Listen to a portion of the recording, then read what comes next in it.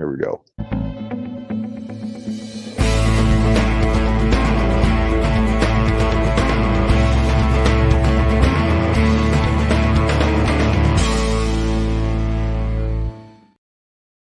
Hi, I'm David with EV World News. We're talking about electric vehicles, green energy, and the stock markets. I'm here today in studio with our founder and chief editor, Bill Moore. How's it going, Bill? It is going fantastic. I had a great weekend. Oh yeah, I was at a tennis tournament in Tulsa. That's right. And it was blazing hot down there, but I made it through. I ended up between two of my matches, I did an IV drip that was like a B12 cocktail with some other things, and it was my first time I'd ever tried it. In fact, one of the things that was kind of interesting, they said, tell us if you get cold. And the heat index was about 109, and that doesn't include the extra temperature reflected off the tennis court. Oh yeah, and being in the direct sunlight. So it was really hot. I had a 2-hour and 55-minute 3-set match for my first match against a team from Kansas City. And I had my first match and we won, but it was one of those things where I knew I had to play again later that day and I wasn't sure. So I went and I did this IV treatment and that was pretty cool. But you got to go to the air show and that was pretty fun. Yeah, I got to, of course, we have, as we've mentioned on a number of occasions, that we live within, just a few miles from Offutt Air Force Base. In the nuclear blast radius. Well, yeah, easily within the nuclear blast radius. Yeah, I mean, these are the guys that basically, at least as I'm not sure what their focus is now, but originally at one point, of course, it was the head of Strategic Air Command, which is where all of the bombers and missiles and everything was controlled out of. And then they had, mission changes and things. And now it's under the 55th Air Wing or something like that. And I think what they're doing, part of that, of course, is that they do aerial, spying, right? They've got airplanes that have all kinds of crap hanging from it. And they fly, only the crew and God knows where. And, they eavesdrop. Do electronic, eavesdropping things. And then they also have what, they call the Doomsday Command Post, which is the big 747 that's equipped see that all the time. Replace the Pentagon. So they got those guys, but then I think they also do some things with regard to targeting of missiles. And so let's put it this way. We're probably pretty high on the list of people that, an enemy would like to take out. Yeah, no, I get that. So yeah. I know I saw the Thunderbirds practicing. Did a B2 do a flyby? I did not. There was no B2 when I was there. I just would have been cool because I've been fortunate to be out in the yard when they've come through, and man, what an amazing sight to see in person. Yeah. So I was there as a representative of our local Experimental Aircraft Association chapter 80, and we had a couple of aircraft there, a Van RV-12 and our president's full-scale replica of a 1918 Newport 28 biplane fighter. Including guns, although they were mock guns, they weren't real guns and things. But he built this. Took him 8 years to build it, and he built this thing not from kit. Many of these airplanes, like the Van, come as kits, and you buy part of the kit and assemble it, and you buy the next part of the kit, and so on. This he built from paper plans. Right. Wow. That's all he had were their paper plans, and built this thing. And he's been flying it, he said, for about 8 years. And this year he took it over to Oshkosh, which little single seat biplane, right, with a much more dependable engine than the old Roan engines or whatever they had in them. And he took them all the way over to Oshkosh and back, which is remarkable. But he is a contract pilot instructor, so he has a lot of flying time, and he teaches other pilots how to be pilots and fly this stuff. So anyway, it was a great time. I got there, at around 7:30 in the morning, and was able to clear the security. And there's a lot of security. There are a lot of guys going around with big guns hanging off their shoulders, which you can appreciate. It's been 6 years since we had the last air show, in part not only because of COVID, but because we had that horrible flooding that literally took out the south Right. half of the runway. So they had to completely rebuild the runway. They had a lot of their buildings with documents and records and things destroyed. So that all had to be replaced. But yeah, I had a great time talking to people, and I was the unofficial. I appointed myself the unofficial recruiter for the chapter. So I was handing out little information cards and things. So I had a great time. There was lots of sunshine. I left just as it was starting to get warm, and just as all the crowds were starting to pour in. I All was right. going. Well, Bill, we'll go ahead and we'll move on Let's since move on. we've got quite a few people watching. They probably don't want to listen to us just talk They about don't the want to air listen. show, but No. yeah, I'm still a little jealous. But anyways, first off, we're going to talk about a deal going on with Fisker's liquidation. If somebody needs a wall box EV charger for their garage, they can get Yep. one for half price right now. Yeah. And so they're normally about $500. You can get one for about $250 right now if somebody needs to pick up a charger. And this is part of Fisker filed for bankruptcy in June. Their remaining inventory is being sold off to help raise some cash. And let's see, the Fisker wall box available for $249, down from its normal price of $549. So yeah, they probably have to do a little searching for the Fisker branded wall box Pulsar Plus, but it's available result from a 2022 partnership between Fisker and Wallbox, and it's a very well-reviewed charger. Comes with a NEMA 14-50 plug, and if you already have one of those outlets in your garage, you don't even need to call an electrician. That's kind of interesting. That would be, yeah. Well, are we getting any revenue off of this? No. No, but I thought that's pretty cool, a little public service announcement, because people a lot of times ask. I've had a lot of people ask, where can they go to get the $4,000 tax credit and different things like that on cars, and you just never know where that's going to go. Okay, you had a funny article. I didn't get a chance to review it, but it's titled "Congress Wants to Change How SUVs Look." Did you look at this at all? No, I did not. I spent most of my morning reviewing what the heck a thorium reactor is. So I can tell you all about thorium, but I can't necessarily tell you about this one. So let's go over we'll discuss that next. So Jim Farley warned American consumers about the future of the American auto industry. That's the CEO of Ford, obviously. He said to increase EV adoption rates, Americans will have to commit to a type of car that's far from the bread and butter of Ford's U.S. operations, a suggestion that sounds downright un-American to many consumers. We have to get back in love with smaller vehicles. Yeah. It's super important for society and for EV adoption. Absolutely. I mean, everybody could drive Hummers. I mean, they are expensive, but why couldn't everybody drive something with a 220 kilowatt hour battery pack? That's right. Yeah. Why don't we all drive Titanics? Right. But, and he's saying Americans are madly in love with big full-size SUVs like the Expedition, the Navigator, the Tahoe, and the Suburban, and the Jeep Wagoneer. Man, you start seeing these new Jeep Wagoneers, they're just as big as a Suburban, they look like. Oh, yeah. Yeah. But part of this is, we've talked about this before, there's that section of the tax code, the section 179, where businesses can get a write-off for having a vehicle that's heavy enough that qualifies for the tax credit. And all those vehicles qualify for that tax credit. So there's incentives. The government is incentivizing purchasing those ultra large vehicles. And that's a lot of the popularity of that. So you have people who are self-employed, business owners, different things like that. They're buying these for the tax write-off. And it's a simple choice.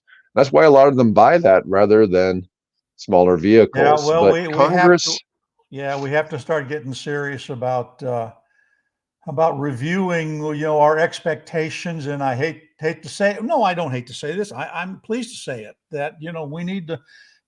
Do we really, when you look at how people drive, most people drive these the big vehicles you're talking about. How many times are there more than one person in that car, that vehicle? At least half the time it's just once. It's just one person, right? And of course I look at my little Fiat 500D and I think, God, that is really a small car, but particularly when I parked in a parking lot next to, something comparably really big. And I think, but it gets me and my wife where we need to go. It does it cheaply. It does it in a fun way. It's sporty. What's not to like about it? And it doesn't have to be a Sherman tank. Now, No, obviously, people are going to think, well, yeah, but I want it for safety. Well, I can understand that, but a lot of the engineering anymore on these vehicles, they're taking all that into consideration. These vehicles are pretty doggone safe as they're being engineered now with airbags and the way the frames are designed and things. So I don't know. I really hope people will. Of course, I'm a big enthusiast of electric bikes for that matter. So that's about as lightweight and practical as you can get. So what are they? What are they saying? How they want the government to on encourage Friday, smaller ones? the 23rd, Congress lawmakers introduced a bill requiring federal standards for automobile hood height and visibility to protect pedestrians and other vulnerable people using the roadways. And it was introduced. The idea was to make it easier for people to see pedestrians. It would also expand that of pedestrians, bicycles, and people outside the vehicle. Now, vehicles with high front ends and blunt faces, like tall SUVs and pickup trucks, pose a 45% higher risk of killing pedestrians they hit. Wow. Well, that seems to gain. I remember years ago having a Chevy Yukon and how expensive the insurance was in it. And the reasoning was the Yukon does a lot of damage to things it hits. It's not that it was expensive to protect the Yukon itself, whereas that's the opposite argument on EVs, is that EVs are often expensive to insure because of the cost of repairing the EV itself. Right. And because otherwise they're relatively safe. I mean, the vehicle is considered to be the safest in the world right now is the Tesla Model Y. So it's interesting to see where that goes. And the Y is not super large. No, and we have to talk about what I just posted this morning about crashes. Which vehicles have the highest crash rate? You'll find that interesting. Yep. And I do have that in today's lineup. Okay, So good. anyways, let's move up. Let's talk about thorium reactors. Oh my goodness. So I came across a story where it's talking about the Chinese government is going to be building the world's first molten salt thorium reactor in the Gobi Desert. Now, what's unusual about that, first of all, because most light water reactors, the kind of reactors that we have, generating power for our utility companies, need to be located near large sources of water. In our case, we've got the Missouri River out here, and we got two plants that were located along that. One is active, one has been shut down. But typically, it has to be near a body of water to do the cooling. How do you build a nuclear reactor in the middle of the desert? Well, that's the beauty of the thorium reactor. And so I got to thinking. So I've become a greatly enamored with Pi AI.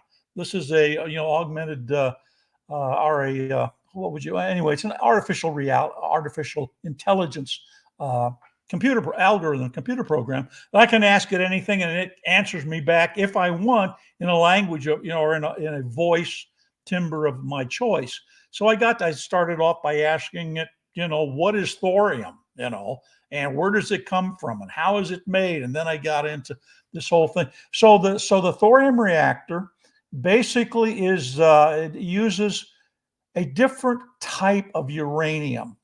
And I don't want to go into details. In fact, I sent you earlier, if I haven't looked at, by the time I got done answering, asking Pi these questions, it gave me pages and pages and pages of, I could probably turn it almost into a mini book. But so the reactor is, the sales point here is that it should be safer to build because you don't need to have water to suppress, any kind of a runaway thermal like you had in Fukushima and that type of thing, or in over with the reactor in Russia. So it's safer, should be less expensive to build, and the waste byproducts are less toxic for are less toxic and for a shorter period of time. Typically, the waste of a nuclear reactor will be something, thousands of years before it becomes safe. In the case of the thorium reactor, they're saying it's only 500 years. Still longer than the history of America, but it's only 500 years, right?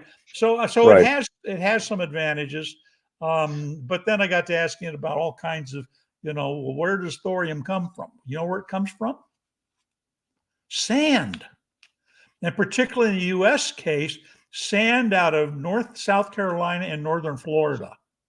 And so you can process this sand. I thought, well, what the heck is molten salt? Well, molten salt can be and typically is lithium fluoride and beryllium fluoride, right? And you make that as a liquid, and then you take and you grind up into very, very fine powders. I think this is how it works. And you infuse that into these polymer, or not polymers, but these this molten salt, and then you add a little bit of uranium 233 or something, or 235. I don't know. It goes through this process where it keeps changing states as you mix it together, and then you run it through the reactor. But it sounds promising. At least if you're talking about the problem, of course, is that it does have waste. And but once again, one of my big things, Bill, we look at, does the investment in one of these thorium reactors, how does it compare to, say, coal or solar or wind? That all depends on how.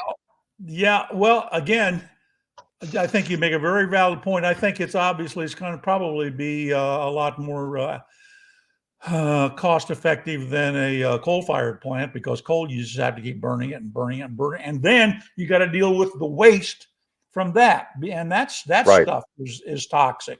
So from that perspective, much of the material in the molten salt that they use in these can be refined and extracted and reused. So there are advantages. So anyway, I got a real education. I don't want to bore everybody because it go on for pages, but it's a fascinating technology. Can't say I'm totally convinced. I'm still somewhat of a skeptic on the value and the cost of nuclear, but Mike and I talk about this a lot on the Wednesday show, because it just seems that nuclear seems like it should almost be free energy, but it's more expensive to produce at the moment than wind. And and it's because of all of the safety protocols and the number of people that have to be employed and things like that detract from the value of nuclear. And because we certainly don't want another unsafe nuclear incident, although most of us can name all three major nuclear incidents that there have been in the last 50 years, and although I don't know that 3 Mile Island was really that major. I learned to ski quite literally across the Susquehanna from the 3 Mile Island plant while it was under construction. Oh, wow. That's kind of cool. Anyways, so let's segue from this into U.S. grid and batteries. So right now, the U.S. grid is adding battery storage at a rate of 10 times what it's adding natural gas expansion in the first half of 24. Now, if you look at the way our grid is powered, coal makes up somewhere around 19% of the U.S. power needs. I think it's a little higher than that. I think it just dropped below 20. It just dropped below 20 this year. And LNG is like 41 or 42% of the grid. And then nuclear is also around 18 or something like that. And then the rest of it is surprisingly a mix of solar, wind, and a little bit is hydro. We don't have a ton of hydro in the United States, but we have a little bit. I think hydro is like 1% of U.S., whereas in some countries it's 99% of power generation. So Canada being an example, and Norway, But U.S. grid adds batteries at 10 times the rate of natural gas. Now, if you were going from nothing to 10, that'd be a huge number. But let's see if it gives us some actual numbers. 20 gigawatts of new capacity was added just in the first half of this year, and solar accounts for 60% of that.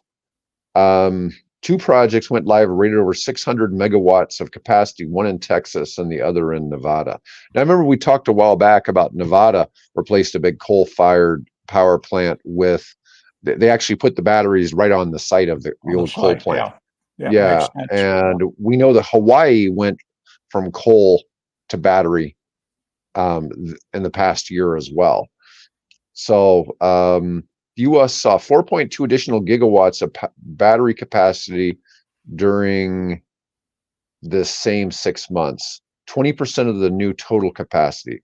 Batteries are treated as the equivalent of a generating source by the EIA, since they can dispatch electricity to the grid on demand, even if they can't do it continuously. Texas and California alone accounted for 60%. Throw in Arizona and Nevada, and you're at 93%. So the rest of the U.S., so 46 other states only accounted for 7% of that capacity. But still, it's a big showing on growth of batteries. And part of it, we talk a lot about how, people think that EV batteries are going in the trash. And in reality, like from Texas, when Tesla gets a recycled EV battery, they throw it into storage on their own facilities. Yeah. So they keep expanding the battery storage of their own facilities simply by doing that. All right, let's cover a really brief topic. Let's talk about, and I was surprised this got as much press as it did, but Tesla introduced a new color, this Quicksilver color, and they're getting a lot of press over it because it's a pretty impressive color for them. And because if you've seen any silver Teslas, for the most part, they've been really wraps for the most part, I believe. So anyways, here's a Tesla Model 3 Highland in the Quicksilver color here. Let me see if I can make it any bigger. A little bit bigger. You know where that comes from? I have to. What's that? The comic character from the Fabulous Four. Is it the Fabulous Four? I think, and their nemesis, I think, is called Quicksilver. Basically, it's kind of like the Terminator that can, morph. He basically looks like, well, that's what I was thinking Mercury. Yeah. So Quicksilver, I bet that's what this is. They named it this to go after that, that comic. I don't know which universe, Marvel or whoever it is, but a DC character. But yeah, that would make sense. I mean, it's a pretty color, sure is. All right, here's some news, because we've been seeing where BYD has been moving into Canada and Mexico, and I was kind of surprised by this news today. Yeah, Canada adds 100% tariff for extraordinary threat of Chinese EVs. 100% tariff on Chinese-made EVs follows the U.S. EV incentives only apply to free trade partners. Mexico remains a potential U.S. entry point for Chinese automakers. So it's very similar language as the U.S. Canada announced a 25% tariff on Chinese steel and aluminum starting in October.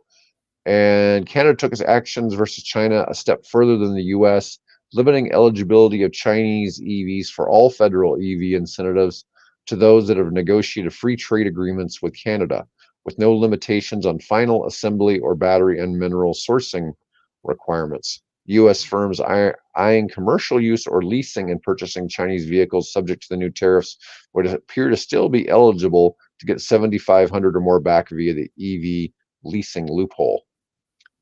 So I think that was kind of surprising news, because I was kind of expecting we were going to see a flood of Canadian license plated BYDs. Yeah. Well, I'm sure that's what the White House was thinking, and probably put a call through to Canada and says, you know what? A lot of your auto manufacturing are U.S. companies, and this is going to hurt your Canadian auto workers that build cars for American companies. So yeah, I could see a phone call being placed to Mr. Trudeau, and So now there are tariffs in Europe, but China's BYD's begun selling its Dolphin compact hatchback for less than $30,000 in some EU markets, and its Seagull, which is even lower, is being sold for less than $20,000 in some markets. And that's the one that's under $10,000 in the Chinese market. Yeah. So even with those tariffs, they're still being sold fairly cheaply. So anyways, I want to move on to my main topic for today. And this is talking about stuff that's been going on with the Inflation Reduction Act. And this has been out for a couple of years. And despite the fact that it does nothing to address the name of the act, it's been fairly beneficial for the EV space, and it's been good for manufacturing jobs. There's been a lot of positive effects of the Inflation Reduction Act, other than in reducing inflation, which I said before. It's like, what a horrible name. I don't know what you're supposed to call it, but it's created. Whatever gets it passed through the Republican-controlled House. That's what that was about. Well, I mean, it certainly has done a good job in creating jobs in the green space. It's helping American manufacturers try to keep up with what's going on overseas, because only Tesla seems to be taking the situation seriously in the electric vehicle space.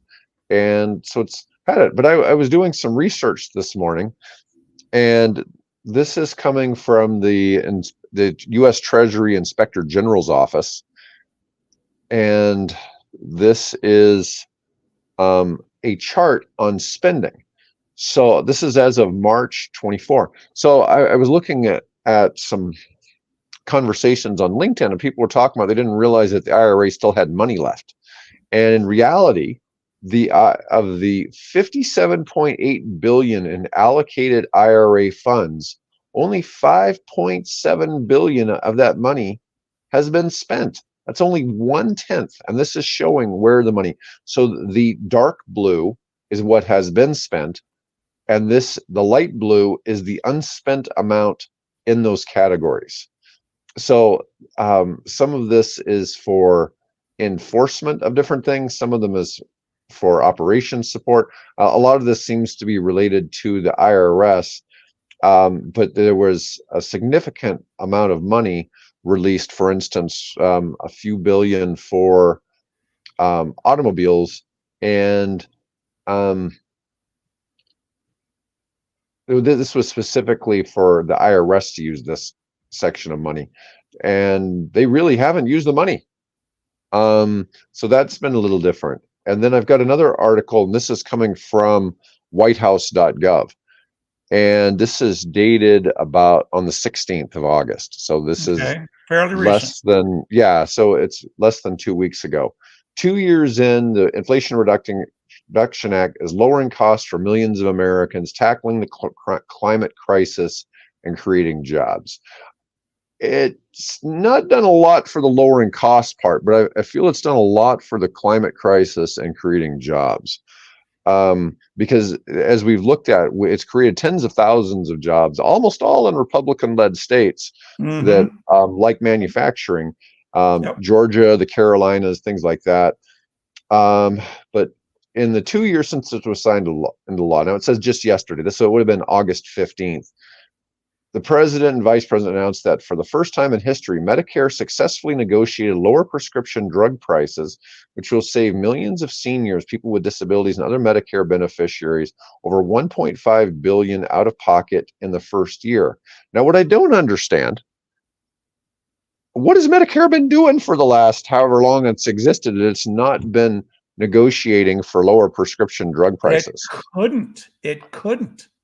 That's what was so monumental about signing that agreement. That we would like to have done that, but it was politics being what politics is. They couldn't do it until they got here, and this allowed them to begin to go doing those negotiations. So this makes zero sense that this has been going on for years. Oh no, kidding! Zero sense. No kidding.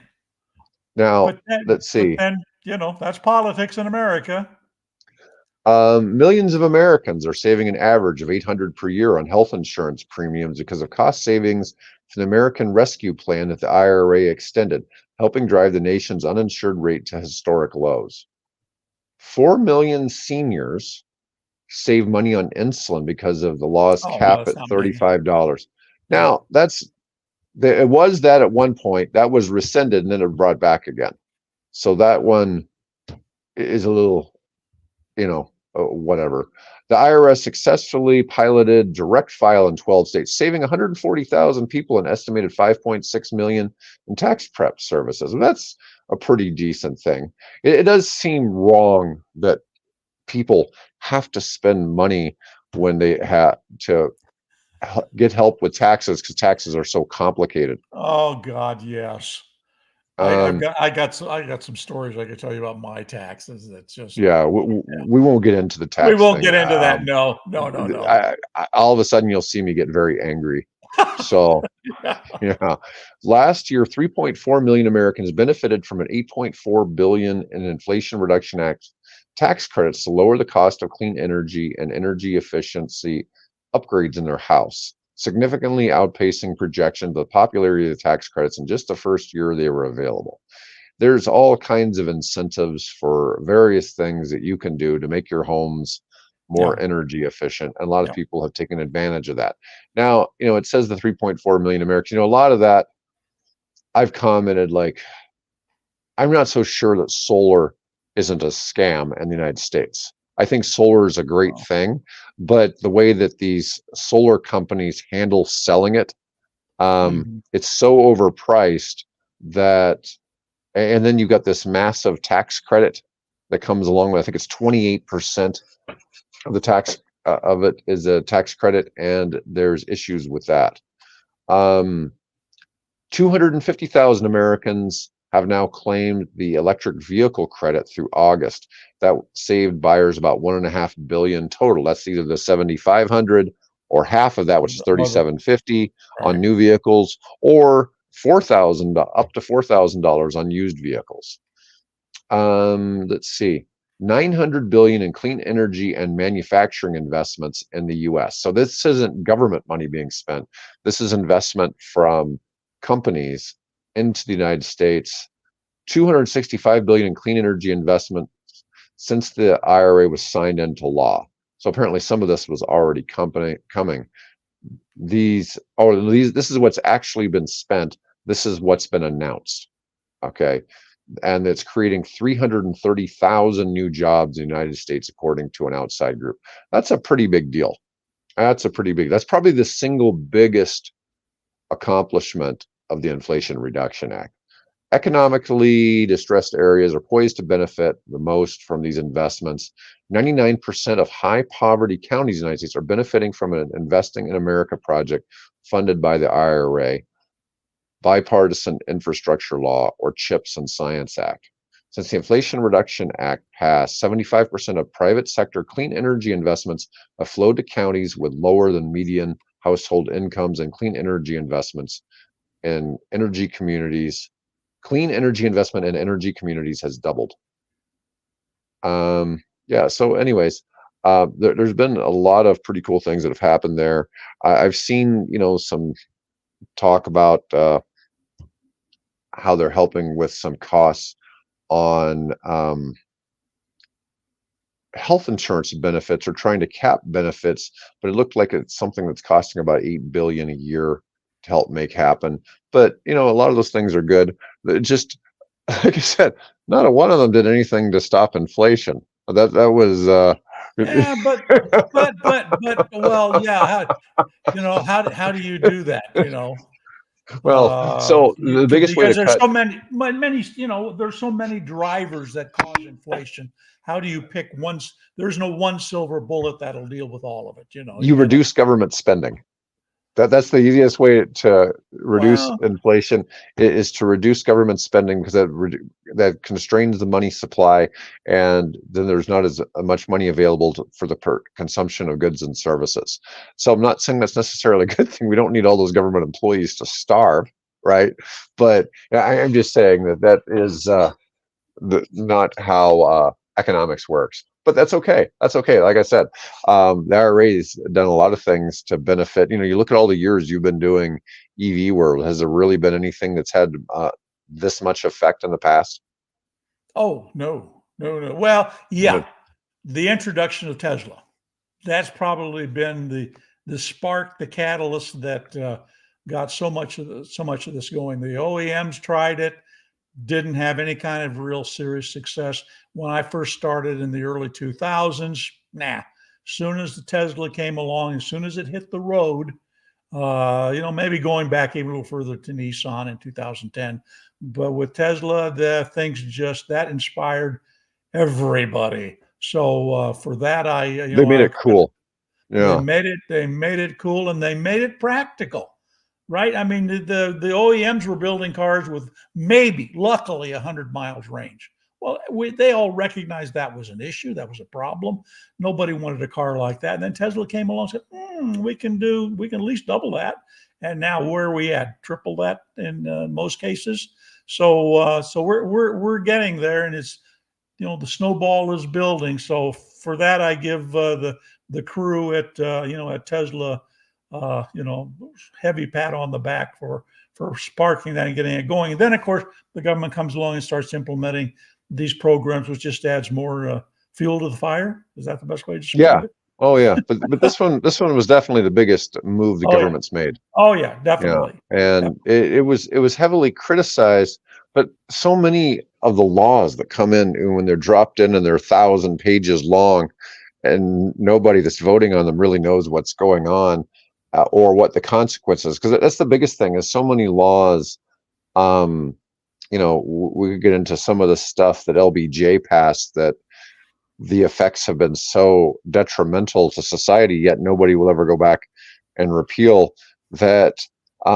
You just don't know. Lots of laws are passed in good faith, and you don't understand the serious outcomes of the nature of them, maybe for another 10, 20 well, years, or whether they were good or bad. Yeah, maybe that's where AI will help us. Going forward, we can subject proposed laws and things. Say, hey, tell us what are the potential ramifications of this going forward, and what are the loopholes that the guys we don't want exploiting it exploit. So I mean, like I said, I had really sitting down and having a conversation this morning with an artificial intelligence, right, with a machine learning algorithm that was giving me all this information about thorium and where it comes from and how it works and how the uranium is injected to make it make it effective for producing heat, and how that heat is used, and how they generate power. I mean, that's fascinating. I spent, I think, it's a good half hour or longer just having a conversation with a machine that was telling me all this thing that I would need a personal nuclear energy expert sitting across the table from me explaining this to me. I've got this thing at my fingertip now, so I'm excited. It's amazing about it. Sometimes. It is just amazing. There's a lot of things that I have questions about, and I'm really not sure about, how biased some articles are going to be. Not that AI isn't biased. Holy crap. There's certainly been some bias, when the whole Gemini project came out and some of the stuff it was doing with art. But you just well, I don't use it's it. amazing I don't how use much it for art. Yeah, I use it I get it. for mainly historical research, and like this conversation about thorium and how thorium works. So I feel a lot smarter. There you go. Well, it certainly helps. Yeah, Bill needs to be smarter. So we'll work on that. Yeah, we're always learning.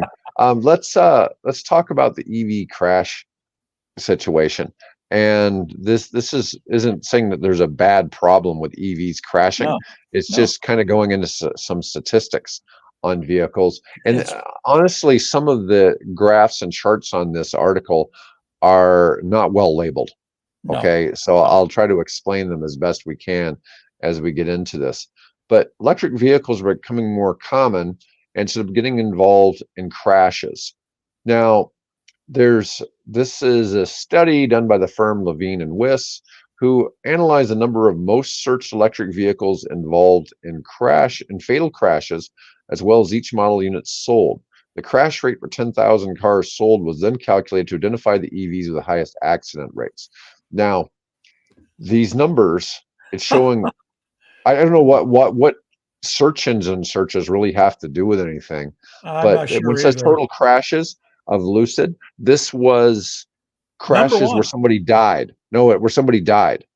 So Lucid had one crash where somebody died, but they had 52 crashes per 10,000 vehicles, which was also the highest. They only sold about 2,000 cars. So this Yep. only represents what, 10 crashes, something like that. 10 crashes. Yeah, about 10 cars crashed and one of them had a fatality.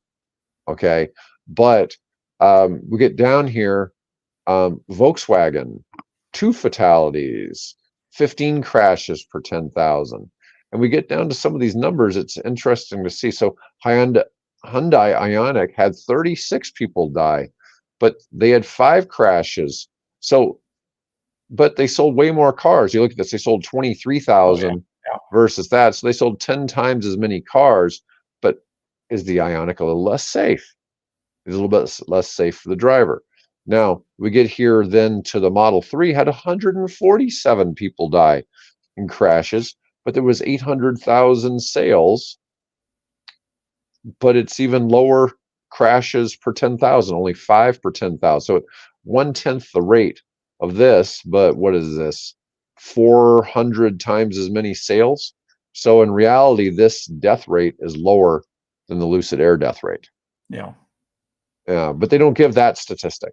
They don't give Yeah, that the Model S. it's really confusing, how they've done that. And I thought, well, you've only had one accident out of 2,000 cars you've saw. I mean, I don't know how you arrive at that. And of course, the safest by their definition is the Porsche Taycan.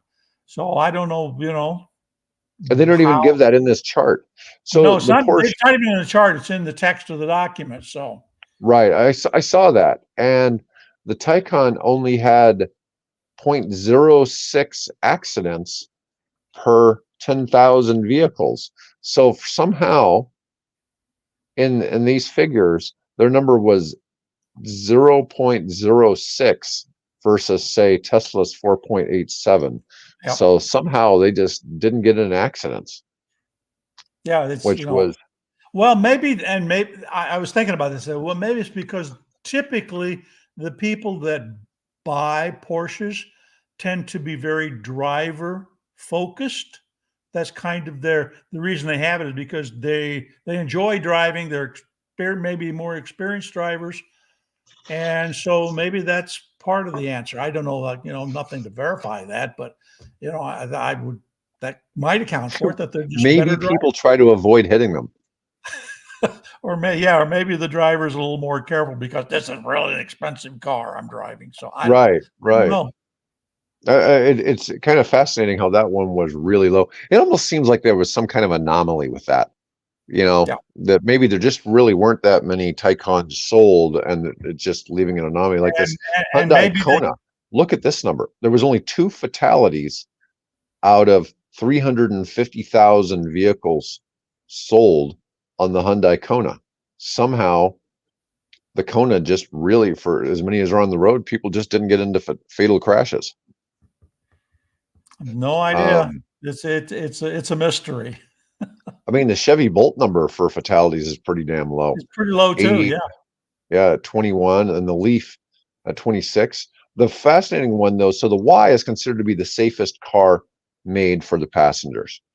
And they still had 49 fatalities out of over 400,000 made, but it had a fairly low crash per 10,000, 4.14. But when you start comparing this, though, to the Hyundai Kona, I mean, the Kona looks so much safer, but we don't know what else. I mean, we do yeah, know, like we saw the picture of that Tesla Model Y flipping through the air in China, and we've heard the story of the people that drove off the cliff and survived in the Model 3, yeah. So, Doctor's you know, family. Yeah, yeah. Um, It's interesting. Lucid Air had, and I don't get what this has to do with anything. It had Lucid Air had a 1.1 million monthly search volume, indicating high public interest despite its high Well, accident rate. I'm that's like, well, maybe that's they're what they're doing is said, look, we've got all these cars out there. Let's limit it. Our search parameters, limit it to the top 10 cars that show up on searches, on Google, and that's how they determined which ones they're going to report, rather than reporting on the the Cadillac Elise or the the Hummer or any of those. We'll just limit it to the ones that are the most searched for, and that's how yeah, I mean, they. look at this. So the Tesla Model 3 far and away at 10.3 million monthly searches, is far and away the most Oh yeah, popular to search for. yeah. It's funny. The other ones, if you look at the amount of searches for the Tesla models, the other ones start looking like search anomalies. Yeah. The Mazda MX-30, 43,000 searches Oh versus yeah. a Model Y at 5.4 million. Oh, so I mean that's Well, there is an upside to Musk's antics.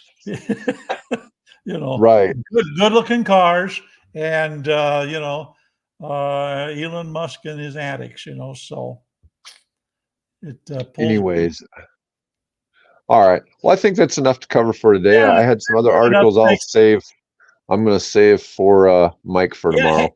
yeah. If So, you get a chance, talk to see if I sent that long list of responses from Pi to Mike as well. So you guys might okay. have an more educated discussion on this, because I'm not an electrical engineer. Mhm. Hell, I'm not even a decent writer, but Mm. anyway, it'd be Well, interesting to see what. I appreciate everybody watching today. We had a pretty good crowd today. Ever since the Twitter changes, this is pretty good viewership for an episode. Yeah. Since Twitter made those changes a couple months ago. Anyways, all right, everyone, have a great day. And Bill and I'll be back on Thursday. I'll be back with Mike tomorrow.